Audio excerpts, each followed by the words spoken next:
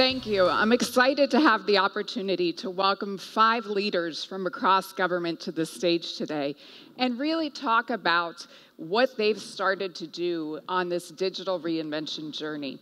So with that, I'd like to welcome Tammy Tippie, the Chief Data Officer from our Navy Analytics Office, Roland Edwards, the Deputy Chief Human Capital Officer for the Department of Homeland Security, Oki Mek, the Chief Product Officer for the Division of Acquisition, the Department of Health and Human Services, and Sabeen Dhanani, the Senior Digital Development Advisor for U.S. Agency for International Development, and Patricia Cogswell, the Acting Deputy Administrator for Transportation Security Agency. Here, sorry, I was in your way. Patricia will be with us shortly.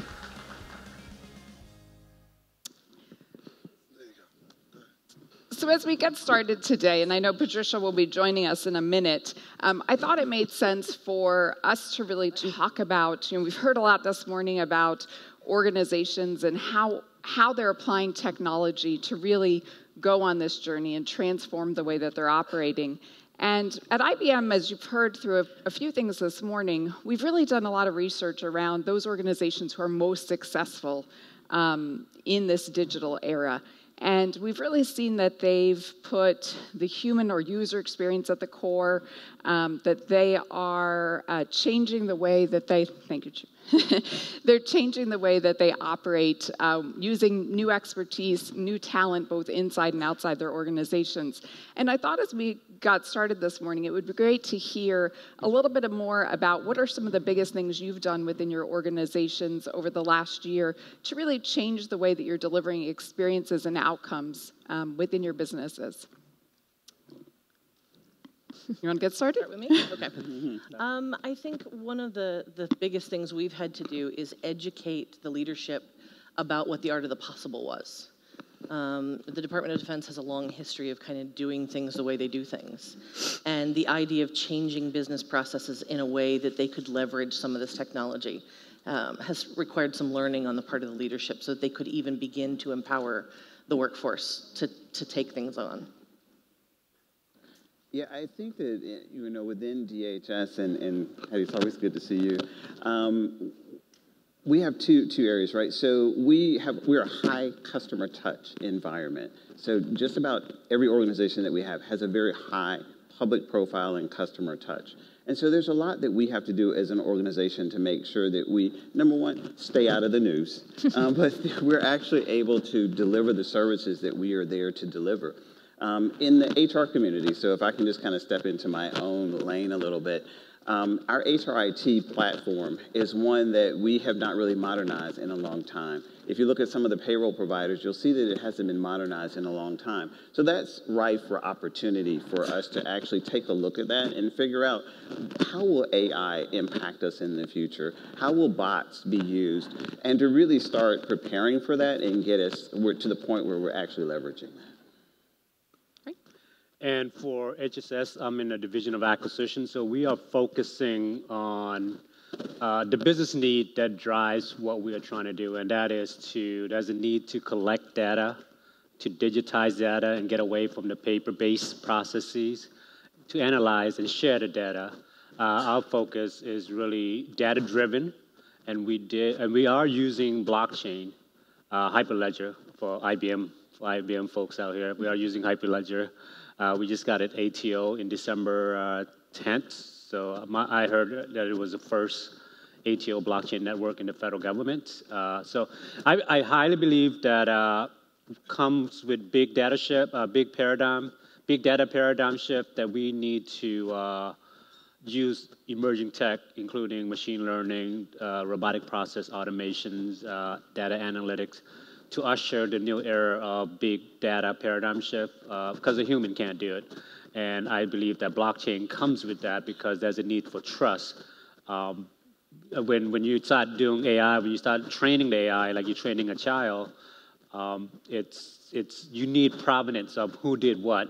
Did the AI make this change or a human made this change? Blockchain will enable provenance, immutability, transparency, and timestamp of the data. And I believe that data, emerging tech, and including blockchain go hand in hand. Great. So with USAID under the leadership of our new administrator, we've really reoriented some of the ways that we do business. For people who follow the agency, they'll hear the term the journey to self-reliance. So the agency is really focused on how do we help the countries with which we work, on their own journey to self-reliance. And this is accompanied by a set of 17 metrics that are quantifiable metrics against which we're ranking all of the countries which we work in. And one of those rankings is around the ICT sector. So I think this has really helped focus the agency. I think the agency's always been very data-driven, and we've always embraced data, but we haven't always done it in such a holistic and targeted way. And so now, as every mission and every operating unit is looking at the set of 17 metrics, they're really honing in on, where are the countries in which we work, where are they lagging, and how do we tailor our interventions and our programs very specifically to address some of those issues. The team that I work on works specifically with technology, and so helping us understand, where is the ICT sector in a particular country lagging? Is it a connectivity issue? Is it a data literacy issue? Is it a cybersecurity issue? And then being able to target our programming more effectively has been really helpful. And that's been, I think it's had a huge impact across not only the agency, but the entire development community.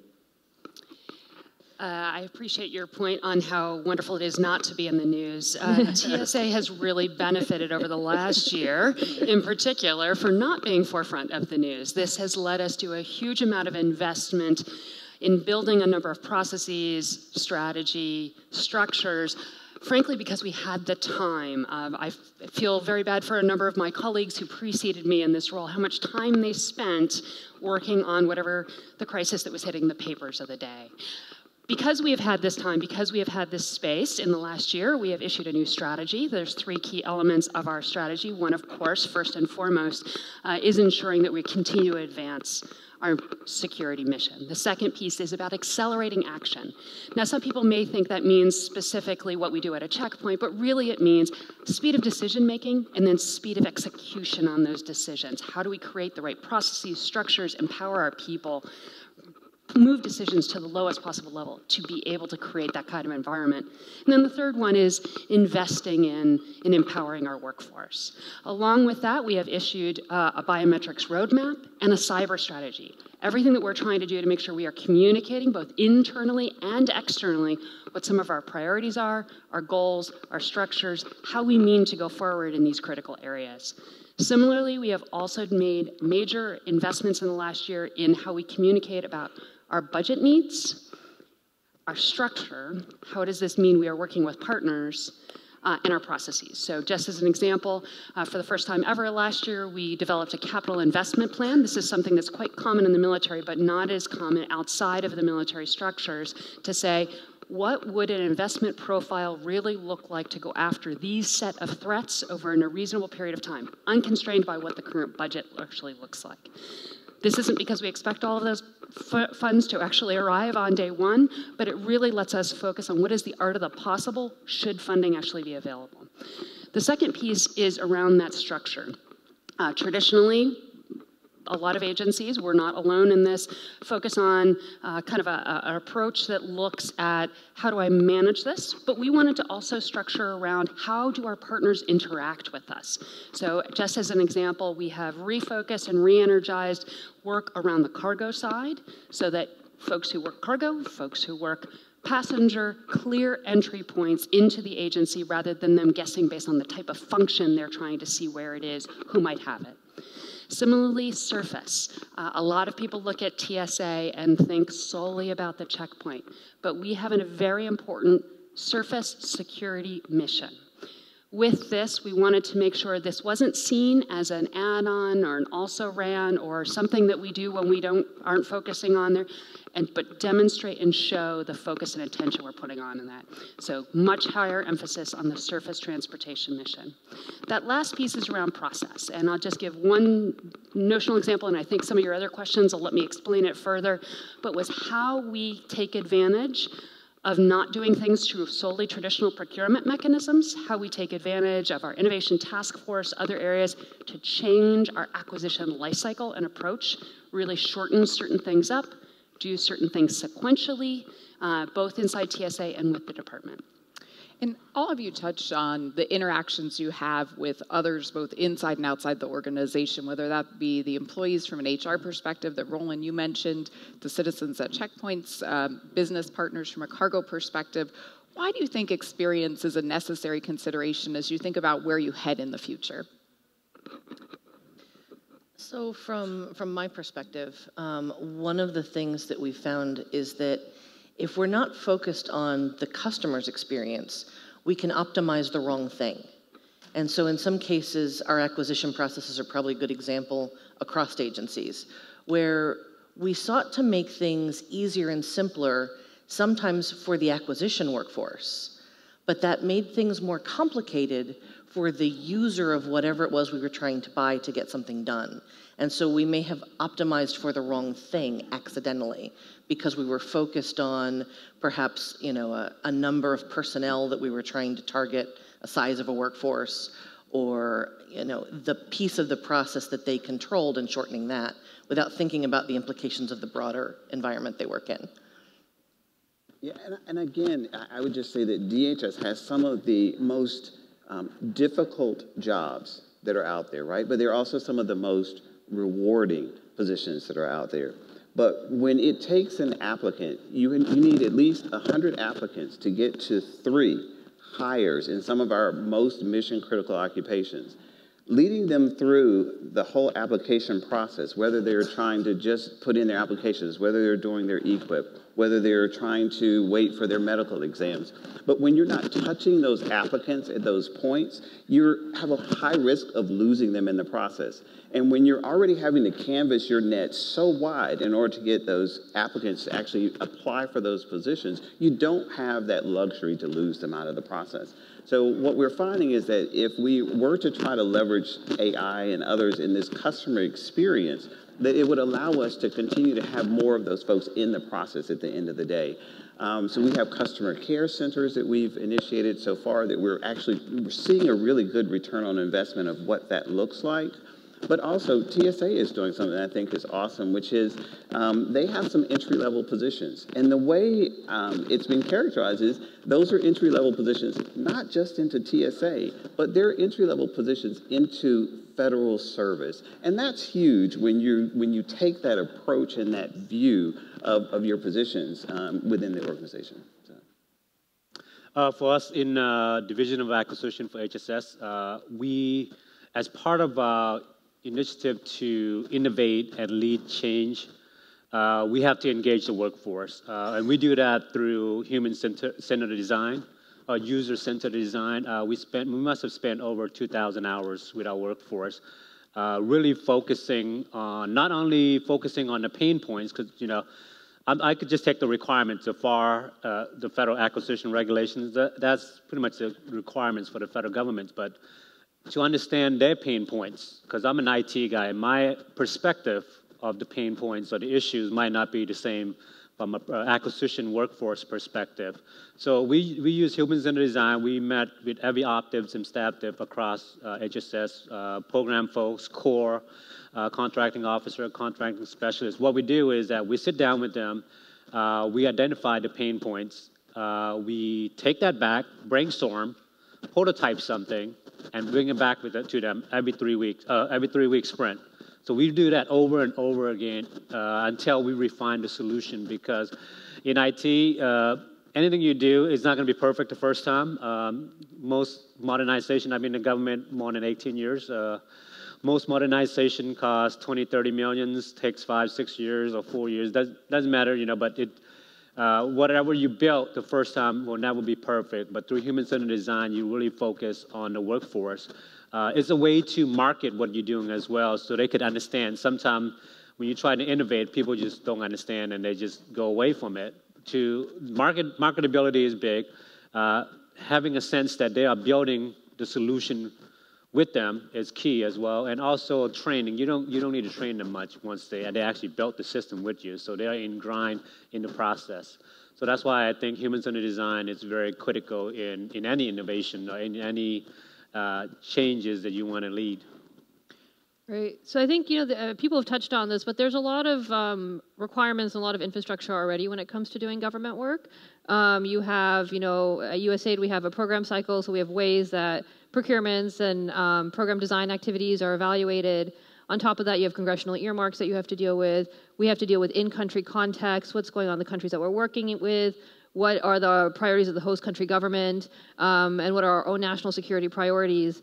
So you really have, you can sit around and you can tell people AI is great or blockchain is great or, you should really be thinking about using digital ID. But if you can't get into like that ag program in that region of this country and explain to them how they can use blockchain for like a traceability portion of a project they're working on, they're not interested because everybody is so overwhelmed and not everybody has the time and the bandwidth to really think through all these new technologies and how they can be applied. So I really see the job of our team as really, getting into the nitty gritty and not just taking the 30,000 foot view, but really going in there and saying, okay, let's look at your design, let's look at your earmarks, let's look at your procurement. Let us help you figure out how this is going to work. I would summarize up with second order effects and unintended consequences. If you don't really focus early on about what you're trying to achieve, how you're trying to achieve it, and then test it extremely carefully, those human factors, it's very interesting when it hits the operational environment what it turns into. In the international arena, we've seen that turn into wonderful, very expensive, highly performing equipment sitting in closets because the foreign partners can't use it. Domestically, what we have seen is something that looks great on paper. When it gets to operational environment, it's just not performing in the way it was expected. Something as simple as how do you make sure you're educating the entity or the individuals who are using it. At the checkpoint, one of the most recent examples we've seen that I believe we're going to get through very well in the end, but you might have seen if you traveled, flown recently, we have new, what we call automated screening lanes. So these are when you walk up and there's multiple bins all available and you can put your stuff in at the same time as 3 other people are putting their stuff in the bins and then the bin shoots off by itself. In the end, this is going to be a huge time saver. Europe uses these and it's wonderful what they see in terms of time. Our traveling public is not yet educated on how to use them. And so right now, it's actually slower than the old way in certain locations. As that knowledge base ramps up, we will see a good throughput on time increase. Absolutely, I can attest to that from an airport trip yesterday. Tammy, you had touched on the importance of data to organizations, and data has often been couched recently as the newest natural resource. To what extent, or what are the types of things that you're doing to be able to collect, manage, analyze, and really drive insight from the data across your various organizations? One of the biggest things that we're taking a look at is how to create enough kinds of data strategies to deal with all of the types of data that we have. Initially, there's sort of this desire to go after sort of a great big single overarching data strategy. But when you start looking at an enterprise that's as big as the Navy or the Department of Defense, and the kinds of data that are out there, where it needs to be managed, and all the uses it needs to be made available for, all of a sudden you realize you have to get pretty far into the weeds before you can actually get to a tangible, this is how we need to approach this problem. And so one of the things we're thinking about now is how do we break off pieces of it, give it to a community to manage, but not lose the ability to integrate it back into the larger whole. A lot of these things have grown up over time before data was a resource for us. And so there's data there, it's managed for a purpose, but it's not managed in a way that can be leveraged well with the broader enterprise. And so how do we bring those into integration and build new things that capture new data in a way that's already integrated when we start? Great. So we have a data warehouse, right, for HR data. But imagine being able to connect across the C-suite, so all of the CXOs across an organization, to determine, well, not just that this is their work location, but where is their home location? Where are DHS facilities around the area? What if there's a hurricane? And you want to see not just who might have been impacted at the location that the hurricane hit, if there was a DHS facility there, but what about everybody who was in the path of that storm and they might live somewhere outside of the region where the actual work location is? It's been awesome, actually, to sit there with the CXOs and you're fighting about who is going to report the data, because now you've got it in a robust way that multiple lines of business can actually report out on that type of data to give that to senior leadership. That's the type of power that data brings when you use it well. However, oftentimes we have so much data that we collect and we collect and we collect again, and then we put it somewhere. We may even generate a report on it, but then we never do anything with it. So you may look at it, and if you've got the wrong person actually looking at the data, they may give you a really, really pretty report. But the report does not tell you anything. You really want someone who can then look at the report and say, hey, there's an anomaly here. This is different than what happened in the same quarter of last year. This is the trend that we're seeing over the last 5 years. And when you're able to start seeing that and actually using it and doing something about it, that's the point where you've actually moved away from just collecting data for the sake of collecting. I believe that in any IT initiative or modernization, it has to be data-driven. You have to focus on the data. We are experiencing big data paradigm shift. The past 2 years alone, we have created more data than our entire existence of mankind. Just you sitting here, you are actually generating digital footprint. The record, your phone is recording you. Your Fitbit is collecting you. The moment you get up, the moment you drove here to the conference, you are providing digital footprint. What we're doing with acquisition is that we have found out that outside of the actual contract writing system, there are many one-off systems in HSS, because HSS is so big. We have over 60, 70 one-off systems that support the pre-award before you actually get to the point of writing the contract. And we noticed that a lot of the informations are the same. We start taking the information in, because when you have different systems, they tend to speak different languages. When people build, one-off, they don't think about standardizations or security. They think about efficiency. I just want to get it up, so it support my effort, but they don't really focus on the big picture. But what we do is we use machine learning to take that information in and standardize information, have a strong data taxonomy. We basically cluster and classify the information, because most of the information using the GSA category management structure, the information put into the description of the contract. It's not categorized. You can't understand data unless you have good data taxonomy.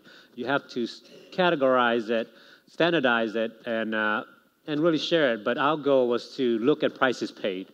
If somebody at CDC is spending $50 for Adobe Pro, and somebody at CMS is spending $30 for Adobe Pro, if you have insight into the contract and what's been the prices paid in the past, that's very powerful to analyze what the agency is paying in real time. So the focus is I think that's very powerful. And also with audit as well, with validation and verification of data. We have so many audits. We have Data Act, we have GAO audits, we have the Megabyte Act coming down the pipe, as well as the TBM as well. Those are associated with acquisition. But if you could analyze that instead of generating something from a system and put it in an Excel spreadsheet and manually comparing it, you could actually look in real time before the auditor even comes in. You could, hey, here's the discrepancy. Who did it? What happened? Go fix it right away. And I think that's very powerful.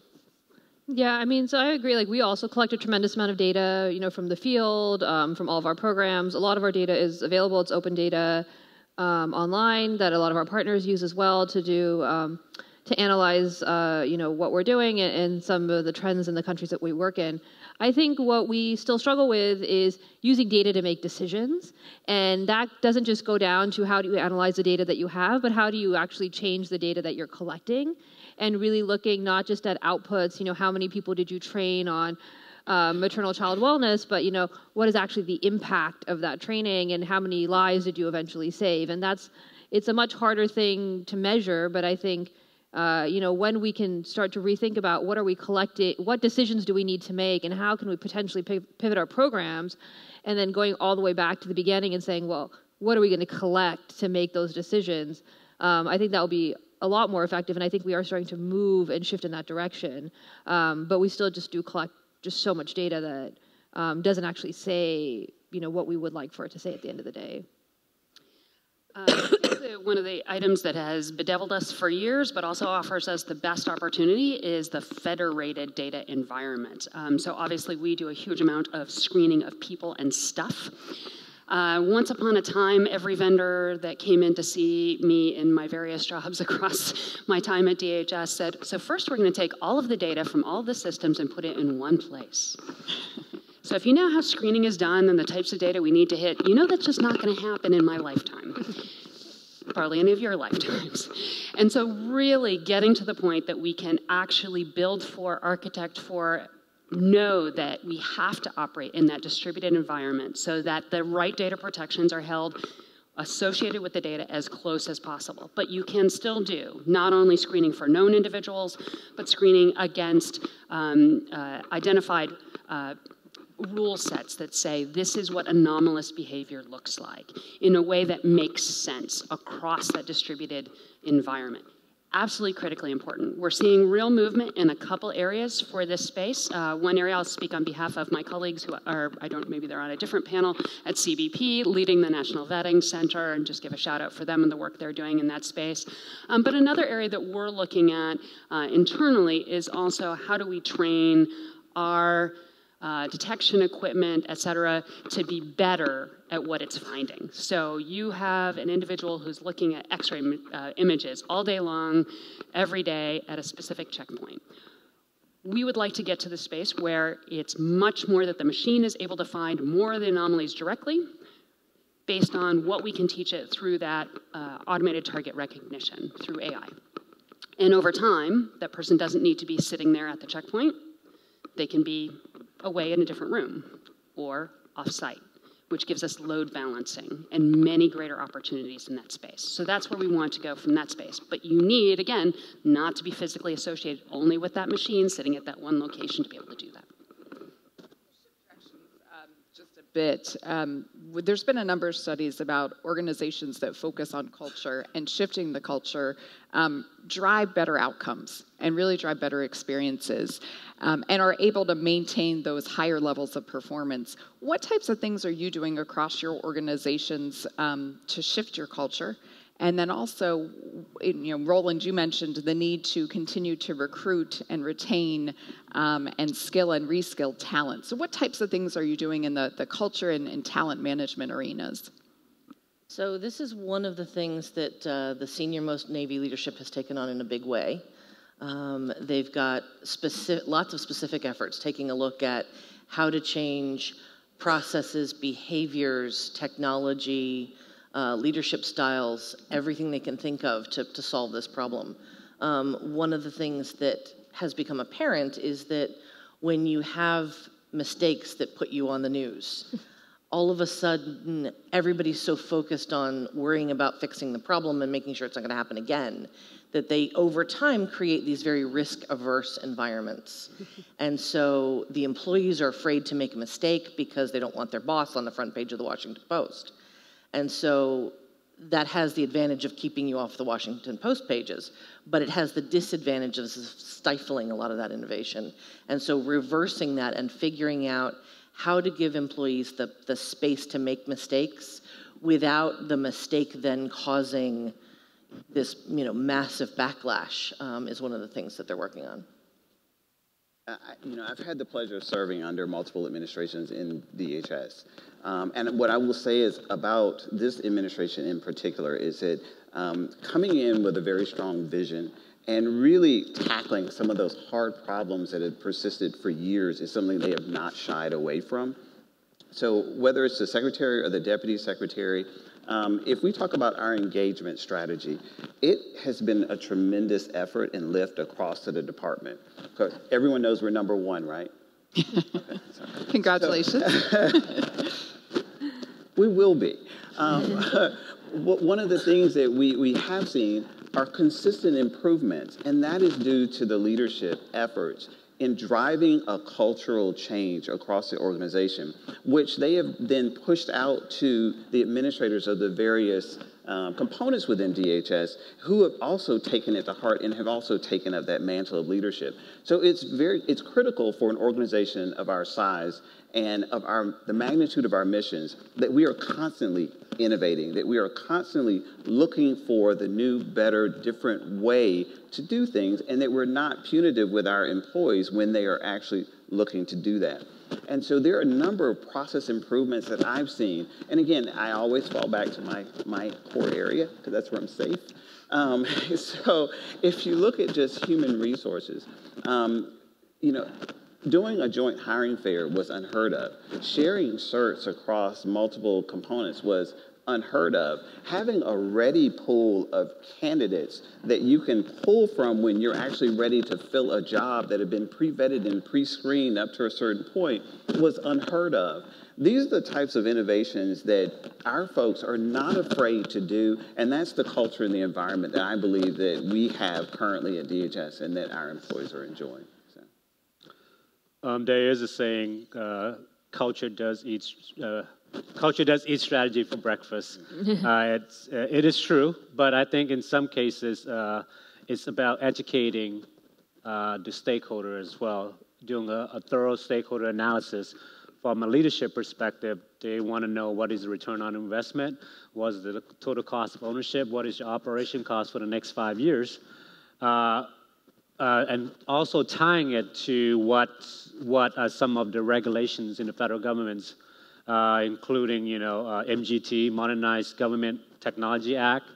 You could tie that into MGT. You could tie into President Management Agenda, focusing on data transparency, focusing on FSMA scores, focusing on Data Act, GAO audit, Megabyte Act, anything that will raise the score and will, in some cases make the leadership look better. They're going to support that. And from a workforce perspective, it's just educating them. They could care less about return on investment. It's all about efficiency. They could care less about emerging tech. They could care less about blockchain or AI. I could take this chair right now into the meeting and say, I'll make your life easier. And they'll say, yeah, how can you do that? It doesn't matter about the technology. We always focus on the business need. I think the business comes first. Technology should really be an afterthought. You should focus on what are you trying to solve.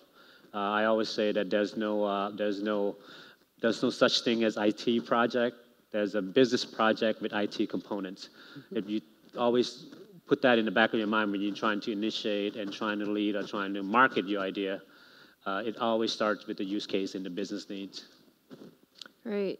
So I echo a lot of what people have said over here. I think leadership playing an active role is very important. I also think, we try to make the case to our colleagues that this work will not only improve your bottom line outcomes that you're trying to achieve, but it will do things better, faster, cheaper. And so that's another thing that we're constantly not only making the case, but like giving them case studies, doing evaluations, doing road shows where we show like, look, this happened. We did this intervention. This was the impact of it. We got to the development objective, a year sooner than we would have otherwise. I also think it's important that there's some room within organizations for some sort of experimentation.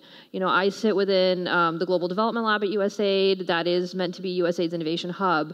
So there is space within the work that we do. We're a very small bureau, but we do have some mandate to experiment a little bit more than maybe our colleagues in the rest of the agency. And I believe those types of groups exist throughout the government.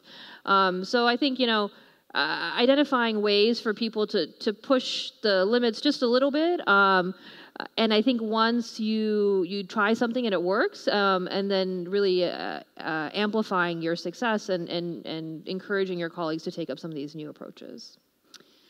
As you all know, DHS was born out of the 9/11 terrorist attack. As a result, we have an inherent culture that says, in the face of profound adversity, everyone just gets it done, which means we start out with that mindset, mission, job one. Innovation is cornerstone to that. It also, though, promotes a just-in-time react to bit to the last event or issue. When we have a period of time where you aren't reacting to the last terrorist attack, when you aren't attacking only the most recent intelligence information, and you look across the spectrum of vulnerabilities you need to address, that is where it's easy to go, just wait, I can't get to that. Let me just work on the hot project of the day. So all of us remember a million years ago, we got trained in Franklin Covey, the urgent, unimportant, all that, right? Yeah. So we spent a lot of time in urgent. Getting to the point where we train folks also to invest in important and being able to make the case for important and continue to spend the time in important.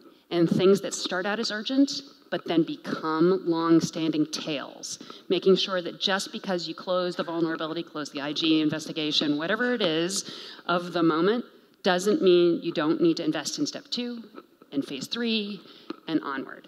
And turning that into the culture is kind of a major milestone for us as an organization and something we're trying to drive in part through the strategy. We also published an administrator's intent, really trying to say these are going to be multi-year events. This is not a one and done. This isn't I get the pilot out and all's good. It's not I have a pilot that goes on forever.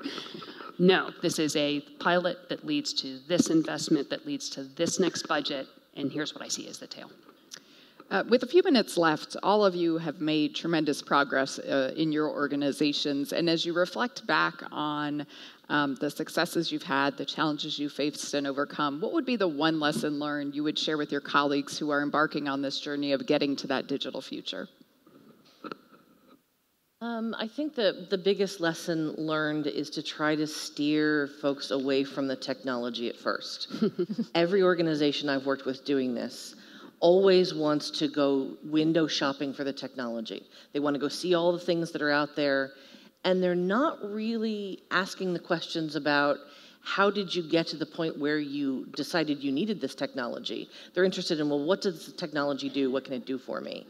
And there's a tendency to focus on that piece of the solution because it's the easy part of the problem, because we know how to go buy things. Despite the fact that sometimes our processes are long and arduous, we know how to do this. And we're less sure about how to figure out the other pieces. And so, yes, it feels like you're slowing down, but you have to slow down to go fast. And so spend the time figuring out what problem you're really trying to solve before you try to figure out what the solution looks like. So I'm sure that none of you have ever had an IT project that failed. So, the lesson that I think we learned early on is that there's a culture and an environment that you're working in, and you have to still be respectful of the culture and environment that you're working in as you are trying to innovate. So if you're trying to force 9 separate components who have a long and storied history that precedes the department itself into a single solution, but they already have one that works for them and is cheaper than the one that you're trying to force them to, that's probably not a good business deal, right? And so really learning who your customers are, what it is that you're trying to do, to your point, and what you're trying to solve before you start moving out and embarking is going to help you in the long run.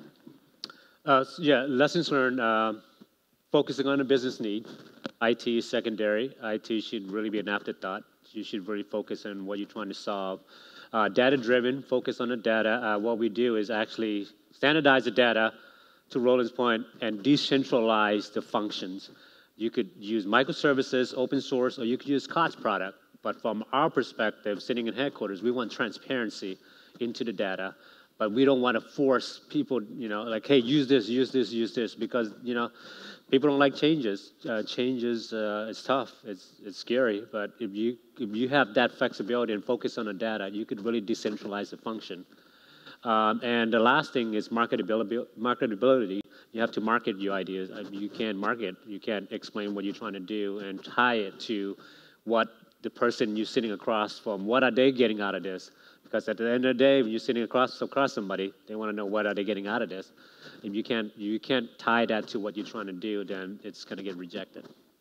Yeah, absolutely. I think you have to make it relevant to folks, right? And really do the hard work of understanding, like, what are your colleagues doing? What are they trying to achieve? What's the context in which they're working in? And then propose an innovation or a technology solution that will help them get to where they want to go. So really just meet people where they are. I endorse everything my colleagues have said, and we'll add one more. The value of public-private partnerships. In this day and age of government dollars strongly restricted or coming in late,